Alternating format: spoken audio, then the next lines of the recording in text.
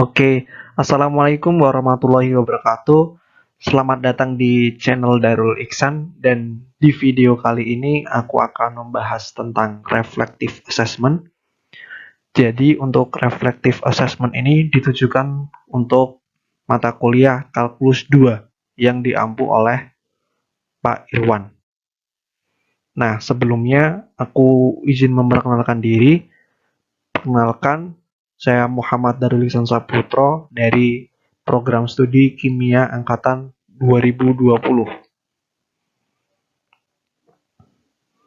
Nah, di reflective assessment kali ini, saya akan membahas tentang materi yang sudah saya dapatkan selama di semester 2 kali ini. Nah, untuk materi yang pertama, itu adalah berkaitan tentang integral. Apa sih sebenarnya integral itu? Oke, langsung saja kita next. Nah, apa deskripsi dari integral? Nah, integral itu atau yang disebut integral atau kalkulus integral itu adalah ilmu yang mempelajari definisi, properti, dan aplikasi dari dua konsep yang saling berhubungan. Nah, integral ini juga disebut antiturunan, serta limit dari jumlah maupun suatu luas daerah tertentu. Jadi, integral ini bisa nih digunakan untuk menghitung luas daerah. Karena apa? Karena kalau kita lihat dari persamaan atau rumus di atas ini, itu ada integral tentu dengan batas A dan B, fx kalikan dx. Fx di sini sebagai panjang dan dx di sini sebagai lebar. Sehingga didapatkan limit n mendekati tak hingga. Ini n, I sama dengan 1, f kali x kalikan dx. Fx di sini sebagai panjang dan dx sebagai lebar, sehingga integral itu dapat digunakan untuk menghitung luas daerah tertentu. Nah, yang selanjutnya itu integral dapat dibagi menjadi dua. Nah, yang pertama itu ada integral tak tentu, yang kedua itu ada integral tentu. Perbedaan mendasar dari integral tentu dan tak tentu itu ada pada batasnya. Pada integral tak tentu, itu tidak memiliki batas. Nah, untuk yang integral tentu, itu memiliki batas, yaitu ada batas bawah dan juga batas atas. Batas bawah itu yang ada di sini, yaitu A, dan batas atas yaitu adalah B. Nah, oke, jadi setelah kita mengetahui tentang dasar-dasar secara umum integral itu apa, langsung kita masuk ke materi yang diajarkan pada semester 2 kali ini. Materi yang pertama itu adalah luas kurva. Untuk luas kurva ini sama teman-teman. Jadi kita bisa menghitung luas kurva menggunakan integral. Jadi ini diberikan kurva dan diberikan batas pula, yaitu batas A dan juga B. Sehingga kita bisa nih mencari luas dari kurva tersebut menggunakan rumus integral dengan batas bawah A dan batas atasnya adalah B. Dikalikan, jadi luas sama dengan integral batas bawah A, batas atas B, fx kurangi gx kalikan dx. Nah, fx ini adalah kurva yang atas, gx itu adalah kurva yang bawah. Seperti itu. Nah, karena tadi kita sudah mempelajari tentang integral dan juga mempelajari tentang luas kurva, bagaimana cara kita untuk menghitung luas kurva, sekarang kita lanjut ke latihan. Nah, untuk latihannya ini ada hitunglah luas integral yang dibatasi oleh y sama dengan x dan juga y sama dengan x kuadrat. Nah, langkah awalnya itu kita harus gambar nih di sumbu koordinat. Y sama dengan x itu akan didapatkan garis seperti ini. Dan untuk y sama dengan x kuadrat itu adalah kurva. Nah, setelah gambar setelah garis Y sama dengan X dan juga kurva Y sama dengan X kuadrat tersebut telah digambar, selanjutnya kita tentukan batas-batasnya. Karena tadi dalam menghitung luas itu kita menggunakan integral tentu. Jadi kita harus tahu batas-batasnya. Nah, untuk menentukan batasnya atau titik potong, itu bisa menggunakan persamaan. Tadi ada grafik kurva dengan grafik garis. Jadi Y1 sama dengan Y2. Y1-nya tadi adalah X kuadrat, Y2-nya adalah X. Didapatkan bahwa X kuadrat dikurangi X sama dengan 0. Sehingga ketika difaktorkan akan ketemu X sama dengan 0 dan juga X sama dengan 1. Maka didapatkan bahwa batas atasnya itu adalah 1 dan batas bawahnya adalah 0. Seperti itu. Nah, setelah tadi kita udah menemukan batasnya, kita bisa lanjut ke menghitung luas menggunakan rumus yang sudah kita pelajari tadi. Langsung saja kita masukkan untuk batas bawahnya itu adalah 0, batas atasnya adalah 1. Kita masukkan fx kurangi gx sama dengan dx. Untuk fx-nya tadi adalah x, yaitu kurva yang atas. Dan untuk yang gx itu adalah x kuadrat. Lalu langkah selanjutnya yaitu adalah integralkan. Integral dari x adalah setengah x kuadrat dikurangi integral dari x kuadrat adalah setengah sepertiga x pangkat 3 dengan batasnya 0, 1. Nah, langsung kita masukkan aja nilai 0 dan 1-nya. Setengah dikalikan 1 kuadrat dikurangi sepertiga kalikan 1 pangkat 3 min setengah kali 0 pangkat 2 dikurangi sepertiga kali 0 pangkat 3. Didapatkan bahwa setengah min sepertiga kurangi 0 dan didapatkan hasilnya yaitu adalah 1/6 atau 0,167. Oke, jadi tadi untuk luas kurva. Nah, selanjutnya kita lanjut ke volume benda putar. Untuk volume benda putar ini sama saja teman-teman. Jadi kita menggunakan integral dalam menghitung volumenya. Yaitu untuk volume benda putar itu dibagi menjadi dua. Yang pertama diputar terhadap sumbu X. Yang kedua diputar terhadap sumbu Y. Nah, diberikan fungsi f, G keduanya terintegral pada A, B dengan Gx lebih dari sama dengan 0 dan kurang dari sama dengan Fx untuk setiap X anggota A, B. Sehingga rumus untuk menghitung volume jika diputar terhadap sumbu X adalah seperti ini. Lalu kita lanjut ke yang diputar terhadap sumbu Y. Diketahui fungsi AG terintegralkan. Nah, ketika kita diputar terhadap sumbu Y, itu akan didapatkan rumus seperti ini. Oke, kita lanjut. Nah, kita lanjut ke latihan nih. Nah, untuk yang selanjutnya, itu ada soal daerah D dibatasi oleh Y sama dengan X kuadrat dan X sama dengan 2. Tentukan volume benda putar jika D diputar terhadap sumbu X. Nah, tadi kita gambar dulu. Langkah yang pertama harus kita gambar dulu. Yang pertama itu ada X sama dengan 2. Berarti itu adalah garis yang melewati X sama dengan 2. Lalu kita gambar kurva Y sama dengan X kuadrat. Setelah itu kita dapatkan ini batas-batasnya. Lalu langkah yang selanjutnya kita masukkan volume X atau Vx Pi dikalikan dengan batas bawah tadi 0 dan batas atasnya adalah 2.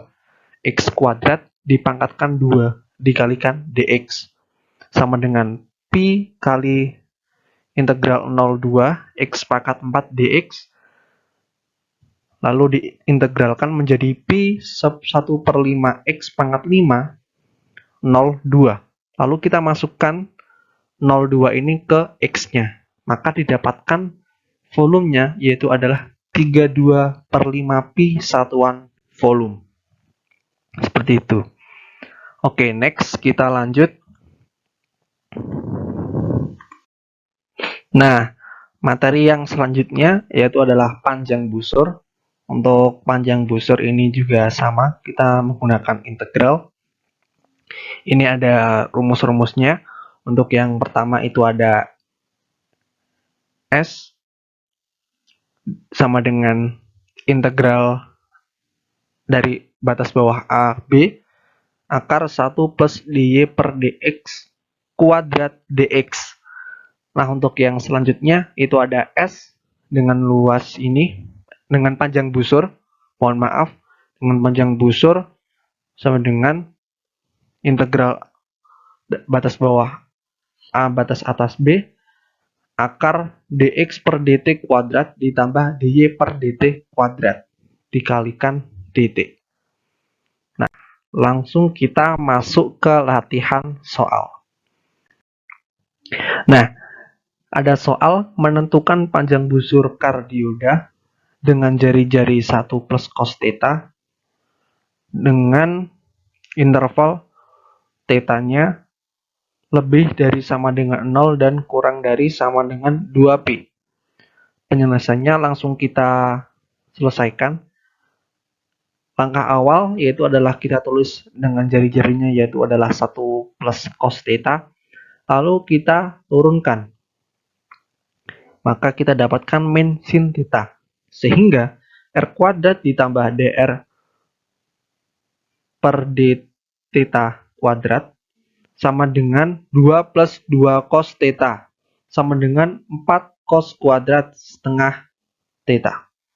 Maka didapatkan panjang busurnya adalah dengan batas bawah 0, karena tadi intervalnya adalah 0 sampai 2pi, batas atasnya adalah 2pi, akar dr per d theta kuadrat ditambah r kuadrat dikalikan d theta. Maka akan didapatkan hasil seperti ini, yaitu adalah hasilnya adalah 8. Oke, jadi setelah kita mempelajari materi-materi tadi, langsung kita lanjut ke bagian selanjutnya nih. Karena tadi di depan kita udah mendeskripsikan apa itu untuk integral, kita sudah berlatih soal dan mempelajari materi-materi yang saya pelajari di semester 2 kali ini. Nah, yang selanjutnya yaitu adalah feeling. Nah, oke, untuk yang feeling ini ada beberapa. Untuk yang pertama ada heart. Jadi, untuk materi kalkulus, jadi perasaan saya pada saat mempelajari kalkulus, khususnya kalkulus 2, itu adalah materinya sulit. Dan yang kedua, itu adalah praktis.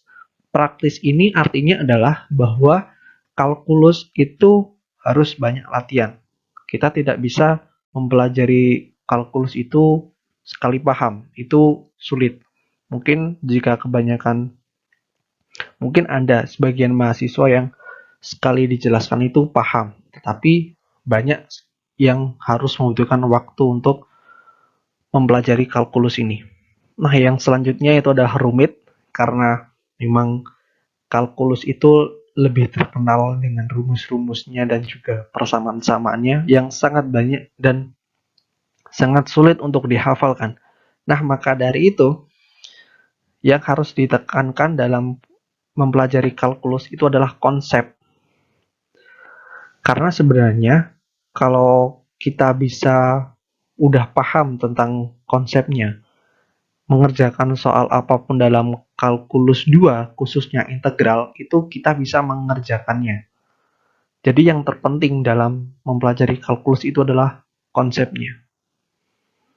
Oke, jadi itu adalah perasaan saya pada saat mempelajari kalkulus. Tadi adalah yang pertama susah dan harus membutuhkan banyak latihan. Yang ketiga sangat rumit dan yang terakhir adalah konsep. Nah, kita lanjut ke evaluation.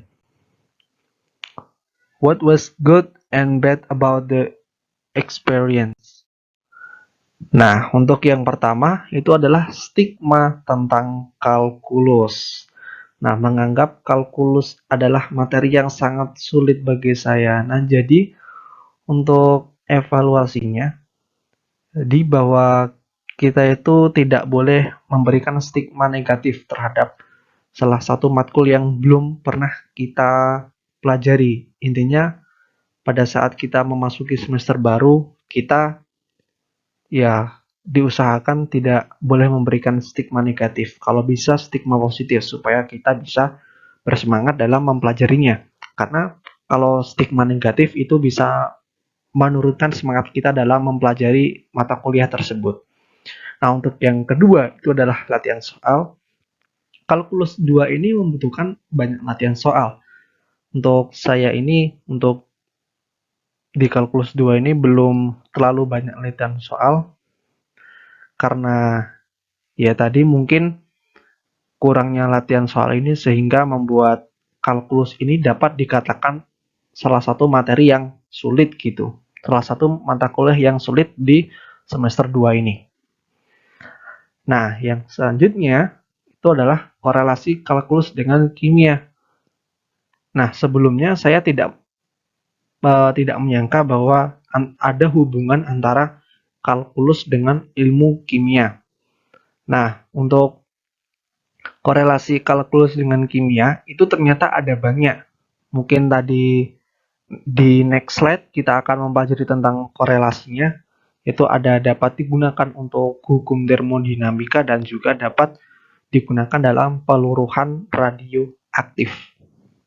Nah, yang selanjutnya supaya saya dapat mempelajari kalkulus ini dengan lebih baik, saya harus memberikan award kepada diri saya sendiri.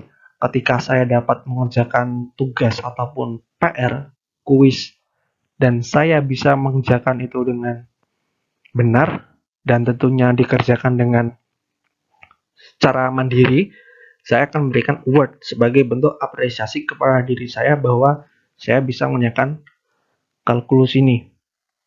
Karena ketika kita memberikan award kepada diri kita sendiri, walaupun itu tidak seberapa, kita merasakan kita bisa menghargai proses dan kita juga bisa menikmati walaupun itu sedikit demi sedikit. Yang penting itu berproses. Oke, nah selanjutnya nih, kita ke analisis. What sense can you make of the situation?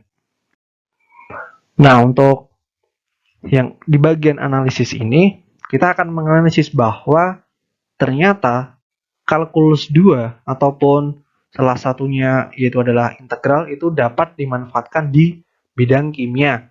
Salah satunya adalah hukum satu termodinamika, yaitu menentukan luas bidang kurva menggunakan integral. Dan yang selanjutnya dapat digunakan di peluruhan radioaktif, jadi menentukan waktu paruh dan ketetapan peluruhan. Oke, kita lanjut. Nah ini, jadi ini adalah salah satu grafik hukum satu termodinamika. Untuk grafik yang pertama ini, itu adalah isobarik, keadaan isobarik yaitu pada tekanan yang konstan. Nah yang kedua ini adalah isotermis, yaitu pada suhu yang konstan. Dari kata term itu adalah suhu. Nah yang selanjutnya ini adalah peluruhan radioaktif yang dapat digunakan untuk menghitung ketetapan dan juga waktu paruh. Nah, ini adalah tetapan-tetapan yang diturunkan dari ilmu kalkulus, yaitu untuk khususnya integral yang dapat digunakan dalam peluruhan radioaktif. Nah, yang pertama itu adalah turunan dari Dn, turunan dari N. Nah, persamaan ini nanti bisa kita turunkan lagi dan akan didapatkan persamaan menghitung waktu paruh. Nah, ini adalah salah satu contohnya, salah satu aplikasinya dalam bentuk soal, Itu adalah menghitung tetapan peluruhan dari partikel pengion yang memiliki waktu paruh 6 tahun. Berarti kita akan menghitung tetapan peluruhan. Oke, jadi untuk yang pertama itu adalah rumusnya tadi 0,693 dibagi T setengah. Nah, T setengah itu tadi adalah 6 tahun, sehingga didapatkan bahwa lambda atau tetapan peluruhan partikel pengion adalah 0,115 per tahun. Seperti itu. Oke, jadi setelah kita tadi menganalisis tentang materi-materi integral, menganalisis tentang apa yang sudah saya pelajari di integral di kalkulus 2 ini, langsung kita lanjut ke conclusion atau kesimpulan. Nah, kesimpulannya yang saya dapatkan dalam mempelajari integral atau yang sudah saya pelajari di selama semester 2 ini, yaitu yang pertama adalah kalkulus itu sebenarnya tidak terlalu sulit. Mungkin bisa dibilang mudah jika kita memahami konsep dan juga sering berlatih. Jadi sebenarnya tidak hanya kalkulus, tapi semua mata kuliah itu jika kita paham akan konsep dan konsep itu kita latih dengan berlatih latihan soal, itu mata kuliah tersebut dapat mudah. Nah, yang kedua itu adalah korelasi integral dengan ilmu kimia. Jadi yang saya dapatkan yaitu adalah ternyata ketika kita mempelajari materi kalkulus mulai dari semester 1 sampai semester 2 ini, itu ternyata terdapat hubungan antara integral dan juga kimia. Untuk hubungannya tadi adalah beberapa aplikasi, contohnya tadi ada peluruhan radioaktif dan juga ada hukum satu termodinamika, seperti itu. Nah, yang ketiga, ini. Tidak ada yang sulit selagi kita berlatih. Berlatih dengan sering akan mudah dengan sendirinya. Jadi semakin kita sering berlatih, itu kita bisa mengerjakan sesuatu tersebut dengan mudah. Layaknya pisau, kalau sering diasah, itu akan tajam dengan sendirinya. Nah, yang terakhir itu adalah stigma negatif dihilangkan, baik terhadap mata kuliah maupun dosen. Jadi ketika kita ingin masuk ke semester yang lebih tinggi, maksudnya sekarang kita ada di semester 2, dan ketika kita mau masuk ke semester 3, stigma negatif sebaiknya dihilangkan, baik terhadap mata kuliah maupun dosen. Mungkin banyak cutting yang bilang mata kuliah kalkulus ini sulit, terus dosen ini ngejelasinnya nggak enak. Nah, itu harus dihilangkan teman-teman. Jadi kita harus gelas kosong. Jadi kita anggap semua itu baru. Kita harus memulai itu dengan pure kosong agar kita tidak terpengaruh oleh stigma negatif dari orang lain maupun dari kakak-kakak tingkat, seperti itu. Oke, itu adalah conclusion untuk reflective assessment di materi kalkulus 2 ini, khususnya adalah integral. Lanjut. Nah, yang selanjutnya yaitu adalah action plan, atau if it occurs again, what would you do? Nah, setelah saya tadi udah mendeskripsikan apa itu integral dan juga berlatih soal, kita sudah menganalisis, mengevaluasi, dan sudah menyimpulkan. Nah, apa yang saya lakukan ke depannya untuk mungkin tidak hanya untuk mata kuliah kalkulus 2, namun dapat digunakan untuk mata kuliah yang lain. Nah, yang pertama itu adalah mempraktikkan ilmu kalkulus dalam kimia. Nah, tadi kan sudah disebutkan bahwa terdapat korelasi antara ilmu kalkulus dengan kimia. Nah, itu kita praktikan. Kita praktikan dalam mungkin mengerjakan soal, dalam menyelesaikan permasalahan di kehidupan sehari-hari. Kita harus bisa mempraktikkan antara ilmu kalkulus ini dengan kimia.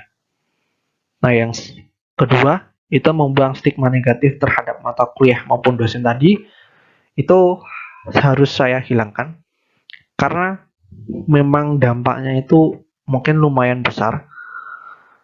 Karena kalau stigma negatif itu akan menimbulkan rasa malas terlebih dahulu. Karena sebelumnya kita belum pernah mempelajari kalkulus 2, kita sudah menerima stigma negatif atau memberikan stigma negatif bahwa kalkulus 2 itu sulit, mungkin bakal terlihat sulit seperti itu.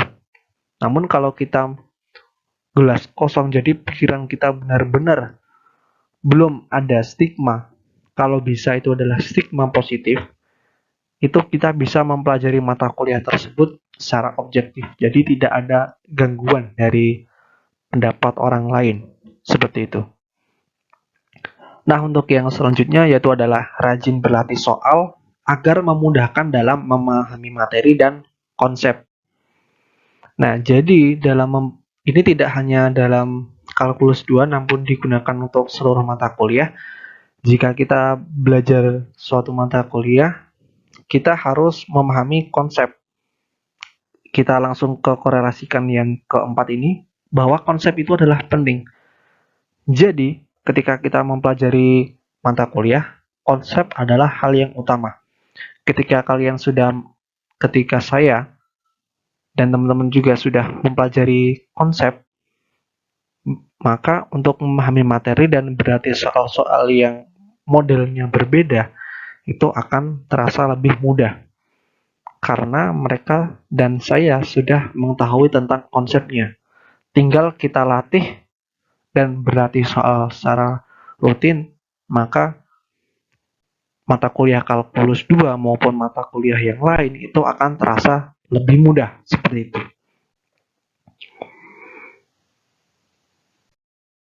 Oke, nah kita sudah berada di penghujung acara. Jadi sebelumnya tadi kita sudah belajar tentang deskripsi, tentang integral, kita sudah menganalisis. Jadi inilah reflective assessment, dan inilah reflective assessment terhadap mata kuliah kalkulus 2 yang diampu oleh Bapak Irwan. Terima kasih sebelumnya. Apabila ada salah kata dan perbuatan, mohon dimaafkan. Semoga kalkulus 2 dapat menjadi mata kuliah yang mudah dan disukai oleh mahasiswa-mahasiswa yang lain setelah kita melakukan reflective assessment. Dan saya pun juga semoga dapat termotivasi untuk melaksanakan action plan yang akan saya laksanakan di materi ataupun mata kuliah yang lain. Seperti itu.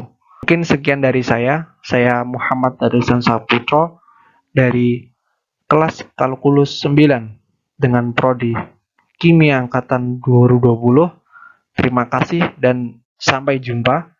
Wassalamualaikum warahmatullahi wabarakatuh.